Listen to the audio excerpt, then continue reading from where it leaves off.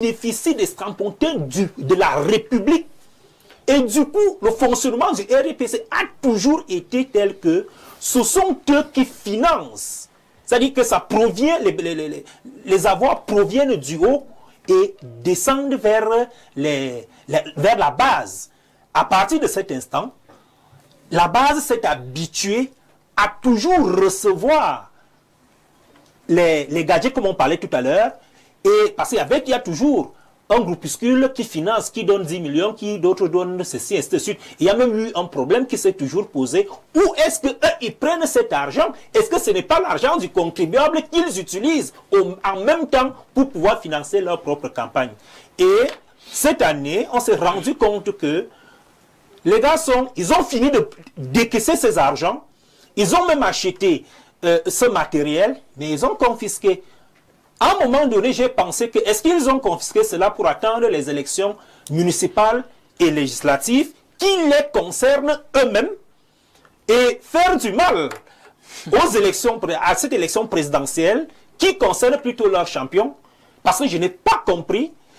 Comme il le disait, jusqu'aujourd'hui, certains détiennent encore les anciens pagnes de 92 qui sont en train de moisir dans les domiciles. Vous avez certainement remarqué qu'ils ont sorti un nouveau pagne. Il y avait, quand vous regardez les effigies, il y avait un nouveau pagne qui était dehors. Combien de gens ont arboré ce nouveau pagne? Ce n'était que des familles. Des familles et dit, il y avait un nouveau pagne qui était différent des autres. Responsables. Oui, rien que des hauts responsables qui arboraient ce nouveau pagne. Donc je ne sais même pas le style de pagne qu'on a vendu à M. Joseph. Je ne sais pas. L'un des pagnes. Certainement, c'est l'un des pagnes. Dans le cas des militants le nouveau pagne. Le nouveau pagne. Vous l'avez quand même pu l'obtenir. On va aller rapidement avec Maître Yoko. Pour dire que le verre est dans le fruit au sein même du RDPC. Et bien évidemment, l'attente, parce qu'on va revenir sur les crises tout à l'heure, l'attente du peuple est beaucoup plus focalisée effectivement sur ce régime inerte où tout le monde est en train de regarder les figures qui reviendront au nouveau gouvernement. Alors, bonsoir Jean-Jacques, pour confirmer ce que vous disiez tout à l'heure, je suis d'accord avec M. Mboutou. Est-ce que vous savez que les gadgets de la présidentielle de 2018 sont encore dans les domiciles de certains hauts cadres du RDPC? Ils confisquent tout, même les simples bracelets. C'est très méchant. C'est l'une des causes de la faible mobilisation de certains militants lors du vote du 2 octobre. C'est Christian de Douala qui envoie ce message, dit que même en 2018, il y a encore certains qui détiennent ces gadgets-là. Mais est-ce que le RDPC était prêt finalement à aller à cette élection? Les militants ont voulu d'un remaniement ministériel, il n'a pas eu lieu. Les militants ont voulu d'un congrès qui ne s'est pas tenu.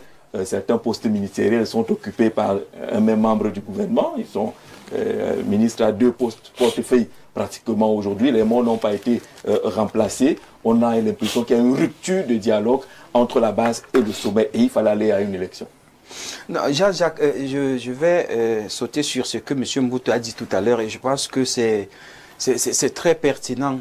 À savoir que le fait qu'à l'approche de l'élection, le RDPC, les militants étaient hésitants sur le fait que le président va se représenter ou pas, a beaucoup joué. Et ça a mené, n'est-ce pas, beaucoup de responsables à commencer, n'est-ce pas, à épiloguer sur le plan B, C ou je ne sais trop quoi. Je pense que ça a beaucoup joué. Ce qui fait que lorsque le président s'est finalement prononcé, n'est-ce pas, sur sa candidature, ça pouvait faire l'affaire des uns. Parce que ce n'est pas anodin, maître, que haute personnalité du parti, telle que René Emmanuel Sadi, parle de 50-50. De 50-50, oui. À la veine d'une élection présidentielle, voilà. Et vous avez vu que tout de suite, lorsqu'il a parlé, le professeur Famendongo est sorti pour venir avec la réplique. Pour le dédire. Pour dédire, en fait. Je pense que le RDPC n'était pas suffisamment prêt pour l'élection. Moi, c'est ce que je pense. Parce que nous avons vu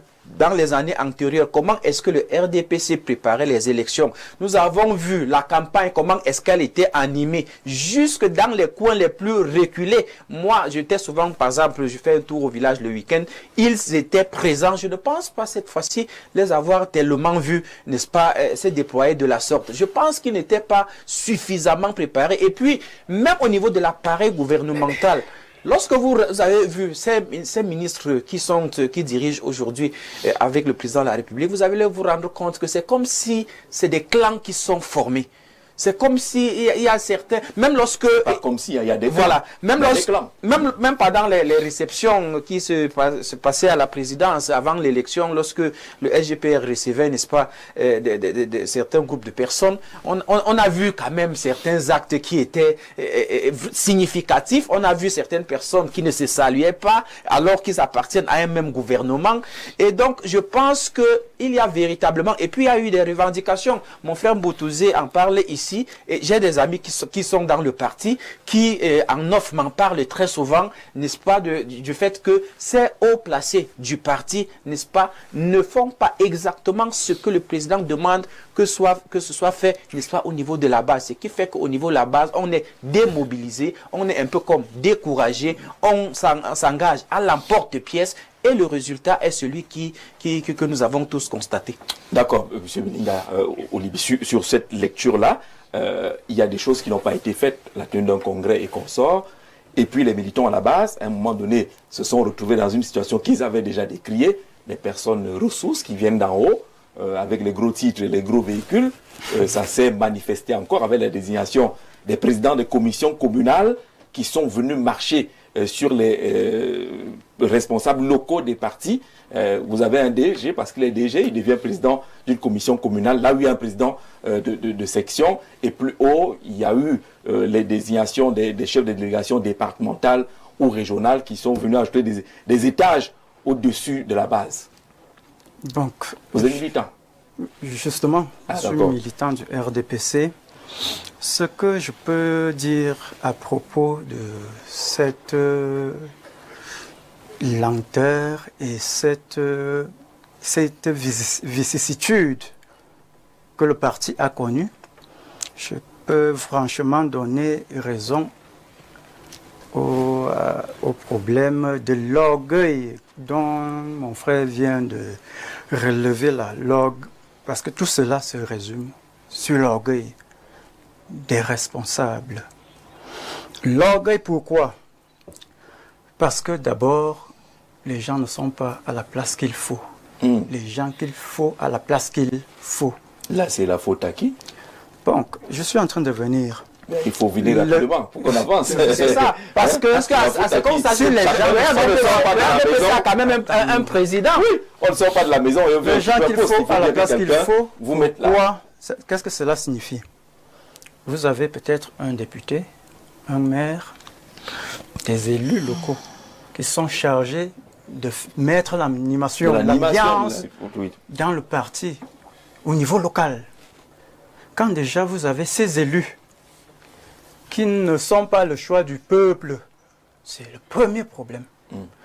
Pourquoi? Parce que lors peut-être des municipales et des législatives, quand vous allez pour voter le maire que vous voulez, le député que vous voulez, on vous dit que la voix est sortie de telle famille, du cabinet civil,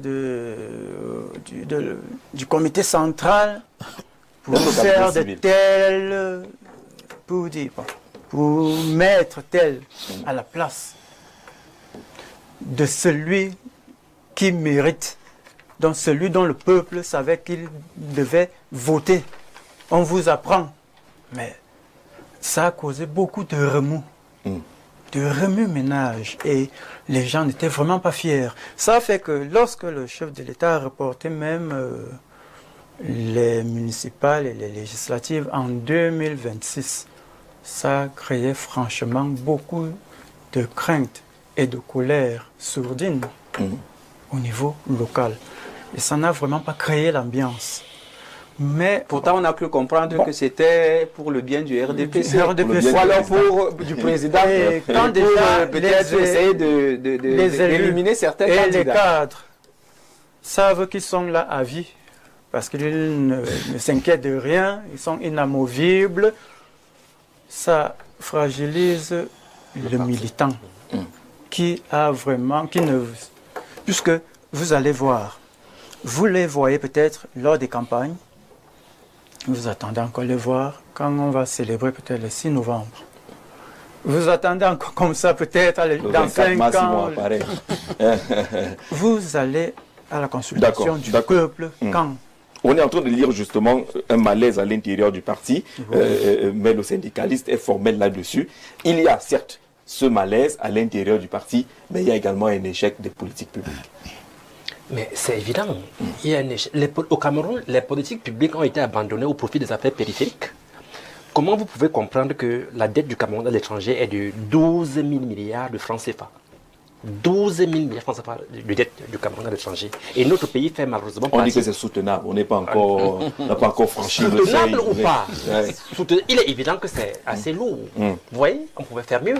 Et notre pays fait partie, n'est-ce pas, des 10 pays les plus endettés d'Afrique, avec 1,13 milliard de dollars auprès du Fonds monétaire international. Ça, c'est des réalités qui sont tristes, qui font venir les larmes aux yeux. Donc, il suffisait, et je voudrais ici revenir, n'est-ce pas, sur le rapport qui a été remis au président